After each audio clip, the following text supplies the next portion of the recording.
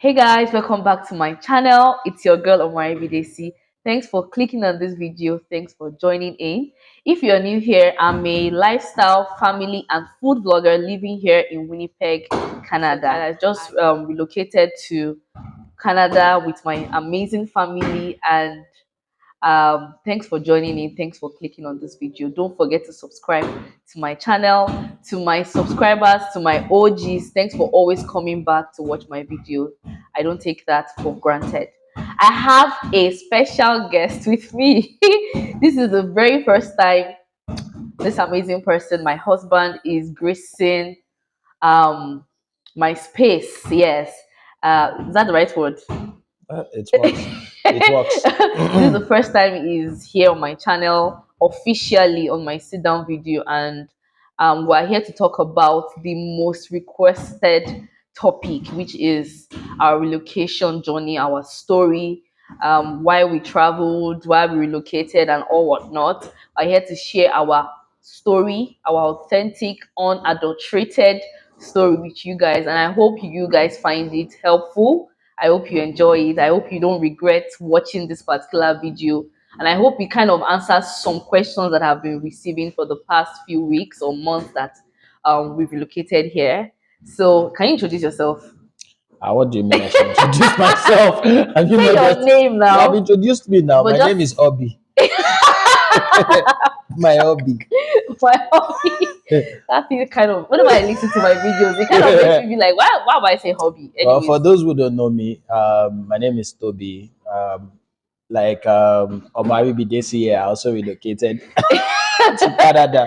So yeah. yeah, okay. You Is get there to know him. anything Don't is worry, there anything don't specific worry, by you the way? get to know more about him later in case you're interested. But for now, let's talk Why are about this they our journey. interested in knowing your husband? Just in case they're interested, Okay, you never oh, can tell. no So wala. let's just get straight to this video. If you are interested in this kind of video, if this is what you want to watch, please stay tuned and let's get straight to it. Alone inside a crowd, 'cause I can't see you anywhere. Okay, so the first thing we're going to definitely talk about, I kind of just outlined it just to have a good train of thought. Yes. So the first question is, why did we decide to relocate? I think I should go first. Sorry Okay. about that. I think first of all, my baby is awake. So you guys will be hearing some sounds in the background. Please just ignore that sound. Okay, so the reason we relocated, I'm going to first say mine and my husband will say his. Okay, why did we relocate, or why did I decide to relocate? I think it's more or less how Nigeria is, or how Nigeria had been for a while now, has been for a while now. I think I just got tired. I just got tired, and there was hope at some point in time, but the hope just went into thin air, and I got tired of the system, no lights. I think for me, it's just things just not working. For me, it's not even necessarily about money. It's more about things not working. I wake up in the morning and I'm worried about no lights. Before I sleep, I'm hoping and praying that God, please let them bring light tomorrow so I can do this, so I can do that. And when there's no light, you're thinking of fuel. There might not be fuel. There might be fuel scarcity. So many things just kind of affected. It was something that has been going on as a child, but it became really bad. Like, I've been a child and I was like, Nigeria will get better, we're the future leaders. Now I'm now grown, I'm now married, and Nigeria is getting worse. So I think I just got tired, for me, about the system and how things weren't working. So let me hear my husband what he has to say. Well, for me, it was also being tired of the system, but more importantly, it was about my family. So initially, I actually wasn't open to the idea of relocating. I'm pro Nigeria. Nigeria will get better. We need to stay back. We need to work on Nigeria. If everybody leaves, how are we going to build the country? That was my initial philosophy. But, over time, after I got married, and then it was time to start raising a family. I needed to start thinking for other people but myself. So initially, it was just about me. But the moment I got married and then it was time to start a family, I thought of it that do I really want to raise my family in this country? Like she said, when I was young, the general saying used to be Nigeria is going to get better, things it go better, and then more than 30 years later, it's still never better. You never. So I was like, "Ah, I'm married now. I have to start thinking of my future. I have to start thinking of my kids. At the time, unborn kids, but still, I had to start putting in place some plans for when they eventually arrive. And then I now look at it that all the bosses I've worked with, even though they were residents in Nigeria, their family were abroad. So basically, they put their family abroad where the system is working, and then they come to Nigeria and make money. And I was like, ah, me too, I can do this. So let me take my family abroad. Even if I really love Nigeria that much and I want to come back, no problem. Nigeria is always going to be there. Nigeria is not running away. But at least my family is settled. They have the system, they have the structure that is going to take care of them. And then I can come to Nigeria and we'll be doing anyhowness that we already do. Anyhow, on So this. yeah, that was it for me. Okay, okay. So I think that's pretty much it about that. Then why Canada? Why did we decide Canada? I For think me, it was Canada because that was the only country that, the pathway was quite easy and accessible. To be honest, my first choice was not Canada. I have to be honest. My first choice was the UK. I did my master's in the UK. I enjoyed my time in the UK and I honestly wanted to go back there. But I was not ready to go as a student. And with all due respect to those who relocated as maybe healthcare workers and the rest, I was not willing to do that as well. So I wasn't ready to go back as a student. I was not ready to go back as a healthcare worker.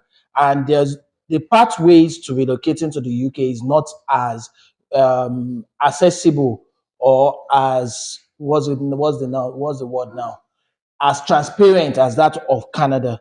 So Canada was just like the next best thing. Though to be fair, now that I'm here, I don't think I'm regretting it.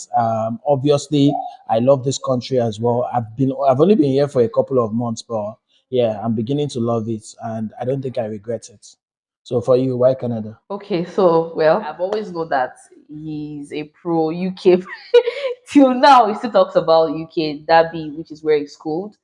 But let me give you my own reason. The reason I traveled, I chose Canada was because for me, the part where he said he has been pro Nigeria, I wouldn't say I've been pro Nigeria.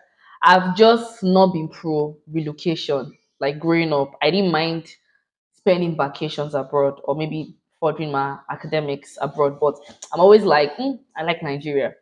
But the moment I now decided to relocate, Canada was the first country that I knew a lot about in terms of the pathways. I knew, he briefly tried for a short period of time. He tried UK to go for his PhD, but he didn't even waste time because they didn't get back to him. Or I think they didn't get back to you, Yeah, right? I They wasn't. didn't get back to him, so he I just was not willing to spend any money on any it, money or and any if I didn't stress, get a a scholarship, it scholarship. wasn't worth it for me. So they didn't get back to him, and since they didn't get back to him, it was just more or less like, let's just start this Canada thing. And he now told me about it. He explained everything to me. We did researches about it, we researched on it, and it was the first country that I knew about. And it was a very, very transparent, clear pathway. You just know that, okay, these are the things you need to do, these are the requirements, and if you can meet the requirements. And I think why it was easy for me to think about Canada was because I knew that we just got married around that time. So it was not going to be immediate. So we could like just think about it and say, okay, what are the things that we need to do? And Canada kind of also fits with my personality. It's not as also bustle, like it doesn't have the also bustle lifestyle of America, but it has that vibe that, okay, I'm in a very big country. Like if it works out and I can get all the things that I like, the kind of lifestyle I like, electricity, the beauty. Hello. See, this electricity is very important to me. That's just the kind of person I am. I just couldn't deal. So Canada fits my lifestyle, and that was why I thought of Canada. Yeah, I think that's pretty much that. So now let's go straight to sharing our story. I'm going to hand it over to him because he was the primary applicant, and that way he knew lots of the things. But I'm going to be chipping in mine. I'll be interrupting you from time to time, and we'll try our best to give you the perfect timeline as best as we can. Yeah, yeah, So yeah. let's start. How did it start? Okay, so I think we made the decision to relocate in. We got married in April 2019, and immediately after our wedding, we decided that okay, let's start thinking about our future, and that was when the decision to relocate was made. So we decided we're going to relocate in April 2019, but we actually didn't start working on it until August of 2019. So the reason why it took us that long was because during that period, I wasn't feeling too well. So I really could not do anything whatsoever. But in July 2019, we went for our registry wedding. We did our registry, and because of that, so you actually need like that sort of wedding before you can that sort of marriage rather Yeah, the before certificate. the certificate, the wedding certificate before you the marriage certificate before you can start the process if you want to relocate as a couple. So I think you actually need that federal government issued marriage certificate. So you need to do your registry wedding. That's just basically the long and short of it. So after we did our registry in July 2019, um, August, the first thing we did was to get our passports. Yes, our international So passport. we got mine had expired. I think the last time you had a passport was when you were a When I kid. was So young. so obviously, and then she wanted to change her name, get the new surname, blah blah blah. So we did our passports in August of 2019, and because there was no money, we had to put a pause on it. We put a pin in it. After getting the passports, we put a pin in it and we're like, okay, let's just see how this thing will go. We'll continue. So in October of 2019, But when we put a pin in it, we're already like looking into what we need to do of to course, prepare no, no, for no, no, no. Putting a our pin in it else was not like, oh, we abandoned the relocation plans. Not at all. We just didn't have the finances to to proceed at proceed that to the point. next step. So we knew what we're going to do. We just wanted to wait for more money to come Come up. in. And that's the thing. So I'm not a motivational speaker. But Aspire to if this is acquire. something that you really want to do, you just have to plan towards it. That's just the simple truth. If you're thinking, oh, you're going to wait for one major money to come in before you start, if that Mhm. money does not come in, you will not start. That's just the truth. So the So steps, little steps matter. again, for us, we started with our passports and we stopped. Then in October, we got some money. We registered for our health. We wrote our health, We and prepared for that we health. So prepared for even their while health. we were waiting Obviously, for the while money, we're we waiting, already we're started preparing for our preparing. health. And then we wrote our health and got our results. Well, I We sort did of it. maxed Didn't we out. do it pari passu No, the we West? no, we did not. Okay, we did West after the We did IELTS. West after the Okay. IELTS. So we started with our IELTS in October. I sort of maxed out the score. She also got a very good score. I had So 7.5. Like my I cumulative, your cumulative yeah, was 8.5, 8.5. eight point Yes. five. So I had like CLB 10 and then one CLB 9. So And why is it CLB. important, the So CLB? basically, CLB means Canadian Language Benchmark. So your IELTS results will be converted to the That benchmark. CLB, and what you want to do is to try and get CLB 10 all through, or at the least CLB 9. That boosts your chances. So Why does it boost your chances? How? no, because I don't. Well, for those who don't know how the system works, and I think that is maybe we should put a pin in that so that when We'll we talk get to that about it. point, we can Point. Okay. talk Okay. about it. Great. Yes. Yes. Yes. Yes. But the first step was we did our IELTS health. and we passed it. So what was the We next passed thing we our did? health. Again, there was no money after our health. IELTS was about 77,000 at the Yeah, time. we used MOD. Yes, Yes, we didn't use MOD. British No, not Council. British Council. We We used did MOD. MOD. So I think it was about 77,000.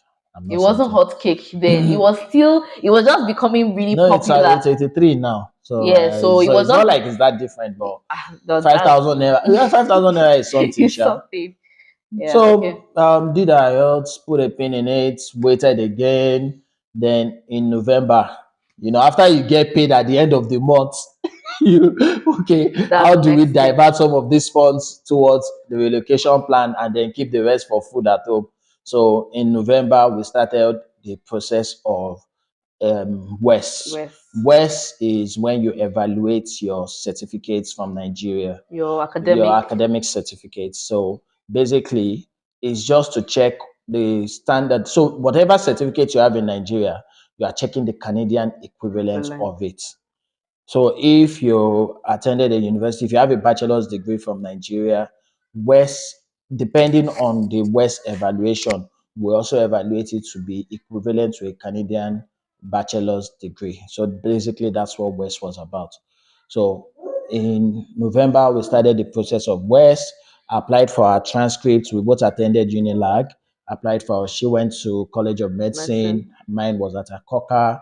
We applied for our transcripts, You sent it. you applied online because Yes, Akoka had Unilag, that yes. feature. So But me, I had to go we had to physically. go to. I don't know how it is now though. Unfortunately, her own that she applied physically was even I was sent very favored. before I mine. I don't even know how I got to know the woman. I think I met her there, but I was able to collect her number because she was quite nice and Yeah, she made it so seamless for me. So I hope she's still there. And if she's not, yeah. maybe you find somebody. God bless her wherever she is. So, anyways, started the process of West in early January. Our own West evaluation came out. So immediately she entered the pool. But because of the fact that Sorry, because I want this timeline. Sorry. You remember for that West there was a mistake so that people don't make that mistake. So for that West, because around that point in time we could have known but we didn't know. It was meant to be your highest level of education. it's not, no, don't say it's a mistake. Uh, We could have done it differently. It wasn't a mistake. So it's not like it's it's hurt compulsory. us. But the money now, No, it's not. The money that we used to apply for transcripts from Unilag. So I didn't need to go to you Unilag. like All I needed to do was to evaluate my highest qualification, which was my master's degree from the University of Derby in the okay. UK. I applied for my transcript from Derby and it got to Canada within a week. Applied for my transcript the same time from the University of Lagos. It took over a month. Of course, When they replied them, they didn't get when so your the West will send an email to your school. So when they sent an email to your school, they didn't reply. He they had did. So I to had to, get a how connect Nigeria is there now. I had to for. contact someone But to. what I'm trying to say is you could have done without And if using I no, Unilag. that's why I'm saying that it's not a mistake. So for people who are using, so again, if you're evaluating your certificates, now ordinarily you're supposed to evaluate your highest qualification. So if you have a PhD, you evaluate the PhD. If you have a master's, you evaluate your master's. Now there's a third tier, which is two certificates.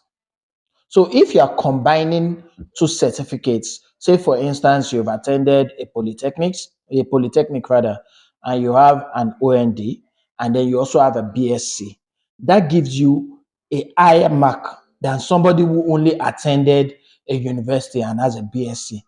So if you want to evaluate both certificates, then it is better to make sure that both certificates are evaluated. So that's why I'm saying it's not, so you don't have to just stick to your highest qualification.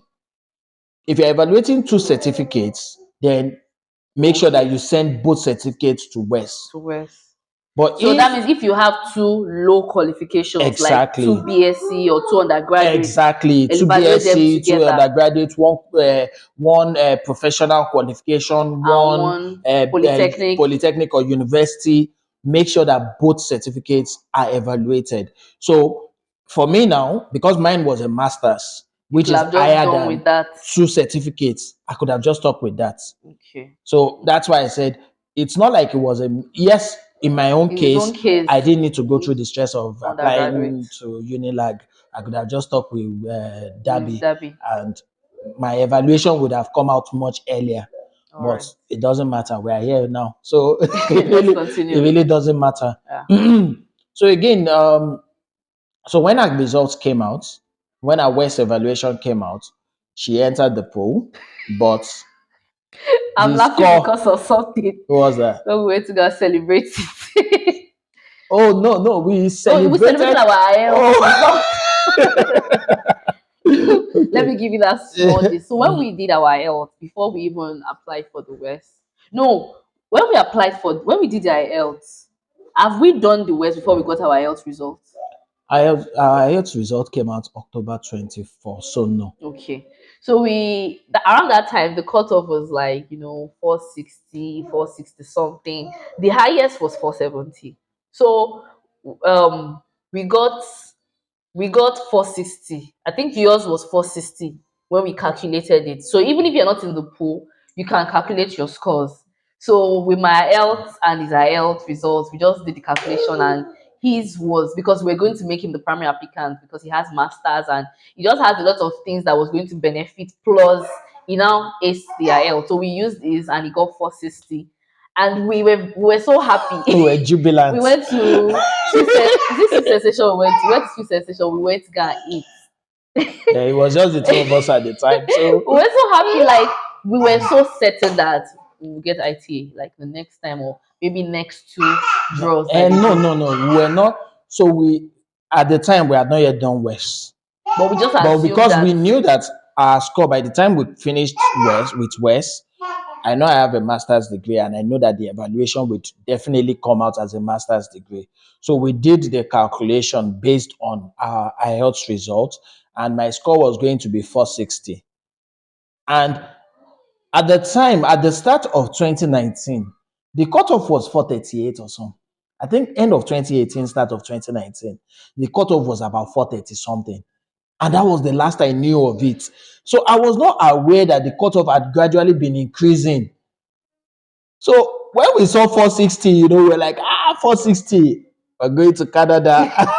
We have not even done West at that as the time. only time I We're think like, of it, it we're makes me going to laugh Canada. that So we we were had to go jubilant. and celebrate preemptively that. This one is a sure banker thing. Let's continue. Only So for, eventually we did our we did West. our West, did everything. I got mine first. I entered the pool. He got his is When you January. entered the pool, your score was 300 and something. To me, I had no hope. Because again, I was going to add more points to her, but my West was not yet out. So she, even with my health score and everything, it was 300 and something.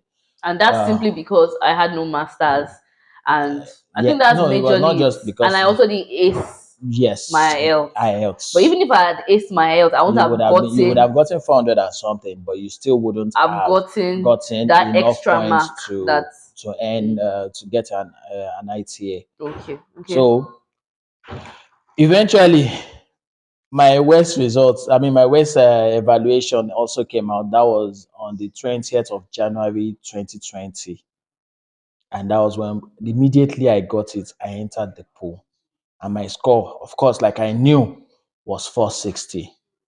And that was the first time that I now looked at the trend, only for me to see that the cutoff has been fluctuating between 467, 468, 465. The lowest was 463. I was like, okay, no wala, 460. Sometimes, the cutoff just drops. You never can tell. At that time, our celebration had already it had I've gone already gone down. down because we realized that it was not going to be as easy as we had hoped.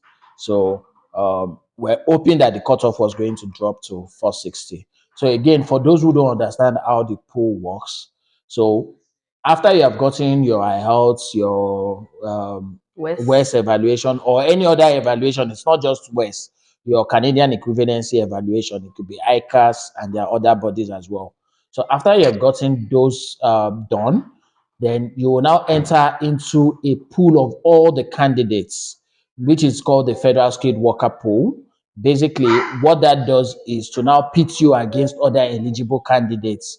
And every bi-weekly, they select or they send invitation to apply to the best candidates. That is, those candidates that have the best points or the best score in the poll. So I hope that is clear. Eventually, we entered the pool and we're waiting. 460. Cutoff was fluctuating between 467 to 463. We're hopeful that one day, it will come to 460. And then I don't think I need to tell everybody what What happened happened? in 2020. The almighty Even if you were pandemic. living under a rock, I'm sure you must have been aware of what happened. And March 2020, the pandemic hits, and basically the whole world shut down. Um, IRCC stopped sending out invitation to apply, and despite that, more people were entering the pool. So it now even made it more difficult. Because they were not stopping anybody Yeah, from they were entering only the pool. issuing invitation to apply to Specific specific CEC, that's Canadian people with Canadian experience. So the rest of us were just waiting. and PMP too Yes, PMP and and CEC. CEC. And it was just like, so what are we going to do? So obviously, it was going to be more difficult to now get ITA. Even with 460, it was difficult. And then now that there are more people in the pool, they are not issuing ITAs, it was going to be more difficult. So we had to start thinking of alternatives.